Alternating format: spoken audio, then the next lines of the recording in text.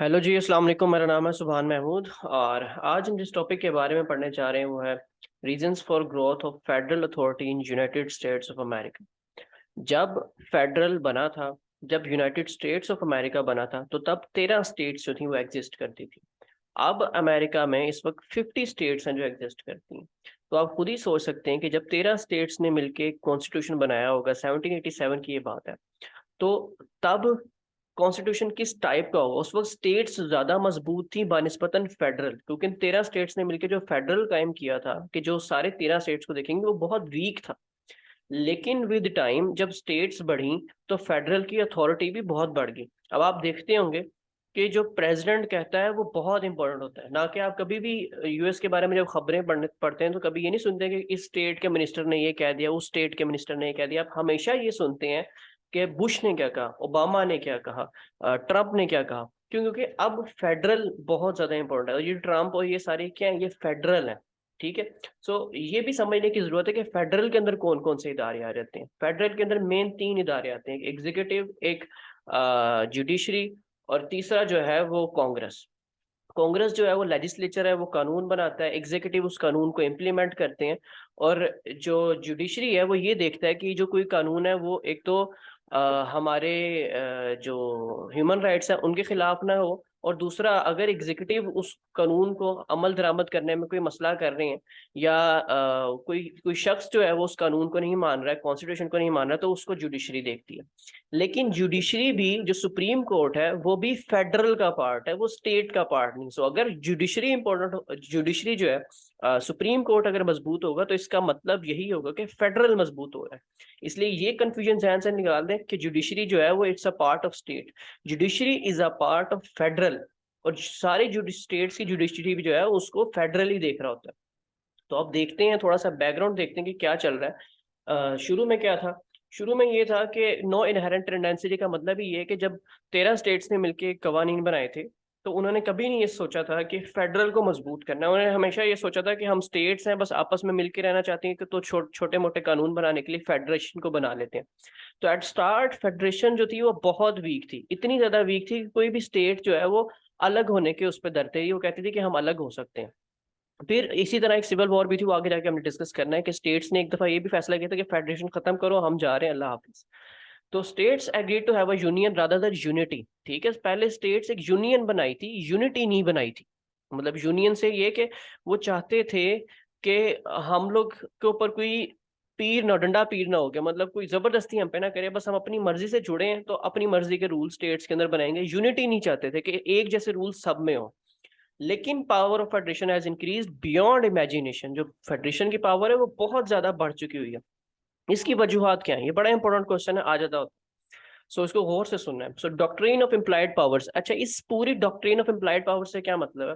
वो ये कि सुप्रीम कोर्ट की कोई जजमेंट आना, या कॉन्स्टिट्यूशन के अंदर कोई कवानीन का होना, लेकिन उसकी इंटरप्रिटेशन में बहुत ज्यादा आगे चले जाना। जैसे कि फॉर एग्जाम्पल, लॉ जो है वो ये कहता है कि फेडरल जो है वो कॉमर्स को कंट्रोल करेगा फॉरेन नेशंस के साथ और स्टेट्स के अंदर भी।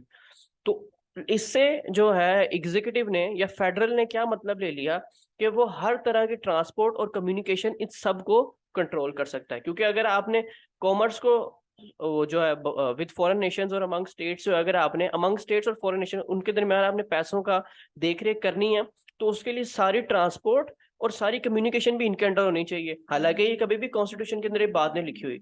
ये बात जो सिर्फ बात लिखी हुई थी वो कॉमर्स की लिखी हुई थी। इसी तरह अगर फेडरल, एक और लॉ है कि फेडरल प्रमोट जनरल वेलफेयर, जो लोगों की वेलफेयर के लिए काम है वो फेडरल करेगा। तो फेडरल ने इससे क्या इंटरप्रिटेशन ले ली? वो ये कि authority to pass social legislation like old age insurance schemes, other laws. तो सारे लॉज जो सोशल लेजिस्लेशन के बारे में या सोशल वर्क के बारे में, वो सारे कौन पास करेगा? वो फेडरल पास करेगा। तो बात सिर्फ हुई थी कि फेडरल प्रमोट करेगा जनरल वेलफेयर को, कानून फेडरल बनाएगा इसके बारे में, इंश्योरेंस की स्कीम सारी वो बनाएगा, और ये देखेगा किसको पैसे देने हैं, किसको नहीं देने हैं, और क्या इसके लिए कानून, वो सारे क्या हो गए इंटरप्रिटेशन में फेडरल ने अपने अंडर ले लिए। सो ऐसी अमेंडमेंट आना जिसमें लिखा हुआ इतना ज्यादा ना हो, लेकिन उसकी इंटरप्रिटेशन में आपने ज्यादा ले लिया, और बाद में आपको सुप्रीम कोर्ट की भी बैकिंग मिलती थी इसमें। सुप्रीम कोर्ट ने बहुत ज्यादा सपोर्ट किया है आपको फेडरल को, जो है ना, पावर देने में। इसी तरह जैसे एक और कानून है कि जी कांग्रेस जो है वो टैक्स को इम्पोज करेगी और टैक्सेस को कलेक्ट भी करेगी। इसमें उन्होंने ये इंटरप्रिटेशन करके एक पूरा control establish and control US central bank एक बना दिया। हालांकि उन्होंने कहा था कि सिर्फ इम्पोज करना टैक्स और टैक्स को कलेक्ट करना है और उसके बाद डिस्ट्रीब्यूशन होगी टैक्स की जनरल वेलफेयर सारे में। लेकिन उसके लिए आपने एक प्रॉपर यूएस सेंट्रल बैंक बना दिया जो कि अब पूरी बैकबोन है यूएस की। अगर यूएस सेंट्रल बैंक क्रैश हो जाए तो पूरी स्टेट्स क्रैश हो जाएंगी। सो आप निर्भर करना शुरू हो गए हैं बहुत ज्यादा फेडरल के ऊपर। ठीक है, तो इस तरह गलत इंटरप्रिटेशंस और बहुत ज्यादा इंटरप्रिटेशंस करके ऐसे लॉज जिन जो के मतलब कह लें वर्ड्स का हेर फेर, तो उसकी वजह से फेडरल बहुत मजबूत हुआ। फिर अमेंडमेंट्स टू द कॉन्स्टिट्यूशन, जैसे जब 13 स्टेट्स थी, ऑब्वियसली जब स्टेट्स बढ़ी तो कॉन्स्टिट्यूशन में अमेंडमेंट्स भी बढ़ेंगी क्योंकि नई स्टेट आती है, वो नई थॉट्स आती हैं, नई चीजें आती हैं।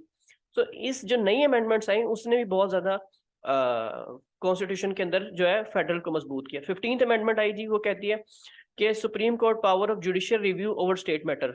सुप्रीम कोर्ट को जुडिशियल रिव्यू की पावर मिल गई स्टेट मैटर्स के ऊपर। जो एक स्टेट कोई फैसला अगर करती है कि हाँ जी अगर हमने इधर प्रोस्टिट्यूशन जो है वो जायज करनी है, अगर एक स्टेट कहती है हाँ जी हमने करनी है, सुप्रीम कोर्ट जाकर उधर जुडिशियल रिव्यू लेके उस कानून को खत्म कर सकता है। तो इससे क्या हुआ कि फेडरल, देखें सुप्रीम कोर्ट, मैंने पहले ही बताया सुप्रीम कोर्ट मजबूत होगी तो फेडरल मजबूत होगा, इसका मतलब।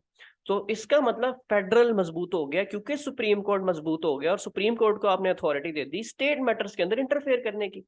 फिर 16th अमेंडमेंट क्या कहती है, वो कहती है जी Congress to impose tax and collect taxes on all kind of incomes. Original constitution जो पहला कॉन्स्टिट्यूशन 1787 में बनाया था उसने कहा था कि सेंट्रल गवर्नमेंट कभी भी डायरेक्ट टैक्सेस खुद नहीं लगाएगी। देखा पहले, क्योंकि वो स्टेट्स आते नहीं थे कि जो सेंट्रल है वो इस तरह का कोई काम करे। लेकिन अब क्या हुआ, 16th अमेंडमेंट ने फेडरल को ये अथॉरिटी दे दी, कांग्रेस को ये अथॉरिटी दे दी कि वो क्या करे, डायरेक्ट टैक्सेस लगाए स्टेट्स के ऊपर। तो ऑब्वियसली जब डायरेक्ट टैक्सेस स्टेट्स के ऊपर लगेंगे तो स्टेट्स के ऊपर इफेक्ट आएगा और स्टेट्स को उसी मुताबिक अपने टैक्सेस भी कलेक्ट करने और उसको कांग्रेस को भी टैक्सेस देने। तो ये एक मसला था जिसकी वजह से क्या हुआ कि फेडरल की अथॉरिटी बढ़ गई, अमेंडमेंट्स आती रही। फिर उसके बाद फिजिकल और इकोनॉमिक और सोशल चेंज कितना हो रहा है आप ये देखें कि पहले 13 स्टेट्स थी, अब 50 स्टेट्स हो गई। एक बहुत बड़ी टेरिटरी है जिसको आपने संभालना है। अब आप यूनिटी वाले जो है ना, जो यूनियन वाला चक्कर था उसके जरिए नहीं अब आप रह सकते। अब आपको यूनिटी चाहिए। अब आपको चाहिए कि कोई भी स्टेट अब बागी ना बने, कोई भी स्टेट आपके अगेंस्ट ना खड़ी हो जाए, कोई सिविल वॉर ना स्टार्ट हो जाए। तो इस सबको तभी कंट्रोल किया जा सकता है जब एक स्ट्रॉन्ग यूनिटी सिस्टम हो कि जिसके अंदर कोई छोड़ना भी चाहे तो उसके लिए मुश्किल हो। ठीक है, और कम्युनिकेशन और ट्रेड और टेक्नोलॉजी इन सब के एक बहुत ज्यादा वास्ट किस्म के नेटवर्क चाहिए। तो जो कि हर जगह पे सेम हो। अगर आप पहली स्टेट से 50 स्टेट में जाएं तो वहां भी डॉलर चलता हो, वहां भी डॉलर की प्राइस सेम हो, वहां भी चीजों की प्राइस सेम हो। ये ना हो कि आप इस स्टेट से निकले हैं $200 लेके जिसमें आपका पूरा मंथ का अगर गुजारा हो जाता है और उस स्टेट में जाके आपका 2 दिन का गुजारा $200 पे नहीं हो रहा। तो ये नहीं होना चाहिए। हर जगह पे यूनिटी होनी चाहिए, यूनियन नहीं होनी चाहिए। ठीक है, तो इसीलिए फेडरल को स्टेप बाय स्टेप अथॉरिटी ज्यादा देनी पड़ी। फिर उसके रोल ऑफ पावरफुल प्रेसिडेंट, एक टाइम पे ऐसा भी आया था कि प्रेसिडेंट जो है वो डिक्टोरियल पावर्स इस्तेमाल करना शुरू हो गए कि मतलब फेडरल को उन्होंने फॉर अपने पर्पस के लिए इस्तेमाल कर लिया, जिसमें लिंकन तो खैर अपने टाइम पे जायज था क्योंकि लिंकन ने वॉर डिक्लेयर की थी साउथर्न स्टेट ने मिलकर ये फैसला किया था कि हम अलहदा हो रहे हैं अमेरिका से। लेकिन लिंकन ने उनके खिलाफ वॉर डिक्लेयर की और वो ऐसा टाइम था कि जहां पर ये डिसाइड हो गया कि अब फेडरल स्ट्रॉन्ग होगा, जो स्टेट्स हैं वो वीक होंगे। तो ये वॉर लिंकन जीत गए थे और उसके बाद जो है फेडरल बहुत मजबूत हो गया बनस्पत स्टेट्स। पहले स्टेट्स मजबूत थी। तो लिंकन एक ऐसा की एलिमेंट है अमेरिका की हिस्ट्री में कि जिसने सारी स्टेट्स को कह लो वीक कर दिया और फेडरल को मजबूत कर दिया। दूसरा, वॉशिंगटन, रूजवेल्ट और विल्सन, ये सारों ने डिक्टोरियल पावर्स इस्तेमाल करके फेडरल को मजबूत कर दिया। और याद रखिएगा फेडरल जो एक दफा पावर इस्तेमाल कर ले, चाहे वो जिस तरह मर्जी की है, वो उसका पार्ट बन जाती है। ठीक है, वो इसी तरह ही है कि जैसे अगर आप कभी घर में कोई अच्छा काम कर दें तो वो आपकी जिंदगी का हिस्सा बन जाता है वो काम करना ना। जैसे अगर आप कभी से अच्छे से बर्तन धो दें तो अब आपने रोजाना वो बर्तन धोने। तो वो यही बात है। ठीक है, उसके बाद इम्पैक्ट ऑफ सिविल वॉर, वही मैंने आपको बात बताई थी। सिविल वॉर के होने के बाद जो है सेपरेशन, और जो स्टेट कहती थी कि जी हम छोड़ के जा रहे हैं आपको, हर 2 दिन बाद आपको ताना मारते थे कि हम अब आपको छोड़ के जा रहे हैं। तो अब स्टेट्स ऐसा नहीं कर सकती, पहले कर सकती थी। तो इस वजह से अब स्टेट्स को भी जरा हद में रहना पड़ता है क्योंकि वो धमकी नहीं दे सकती। फिर फेडरल ग्रांट्स एंड फेडरल जो है ऑब्वियसली सोशल वेलफेयर किसके हाथ में है, सारा पैसा किसने ग्रांट करना है, वो फेडरल ने करना है, क्योंकि टैक्सेस भी वो कलेक्ट कर रहा है और इम्पोज भी वही टैक्सेस कर रहा है। तो इसलिए सोशल वेलफेयर भी सारी किसके हाथ में है, फेडरल के हाथ में।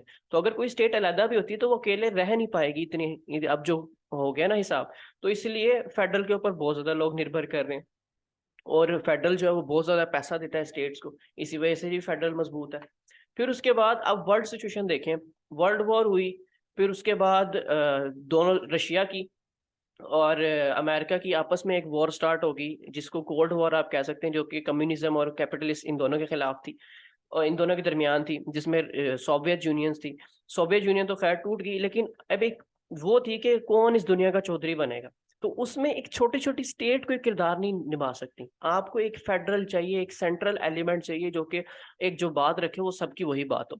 तो इसीलिए इस तरीके की वजह से भी, इस वॉर की वजह से भी जो जंग शुरू हुई, जंग कह ले कोल्ड वॉर जो शुरू हुई, जिसमें टेक्नोलॉजी की जंग थी, जिसके अंदर एजुकेशन की जंग थी, सारी चीजें जो वॉर्स थी इनकी वजह से भी क्या हुआ, फेडरल जो है वो मजबूत हो गई। अच्छा, नेक्स्ट जो वीडियो है उसके अंदर हम एडवांटेजेस ऑफ फेडरल सिस्टम पढ़ेंगे। आज की वीडियो के लिए इतना ही, इंशाल्लाह मिलते हैं नेक्स्ट वीडियो में। अगर आपको हमारी वीडियो पसंद है तो आप इसको चैनल को सब्सक्राइब कर दें, और अगर कोई सवाल हो तो कमेंट में पूछ सकते हैं, नहीं तो मेरा इंस्टाग्राम भी और मेरा व्हाट्सएप भी नीचे गिवन होता है, आप वहां से जाके भी सवाल पूछ सकते हैं। So that's all for today, इंशाल्लाह मिलते हैं अगले वीडियो में।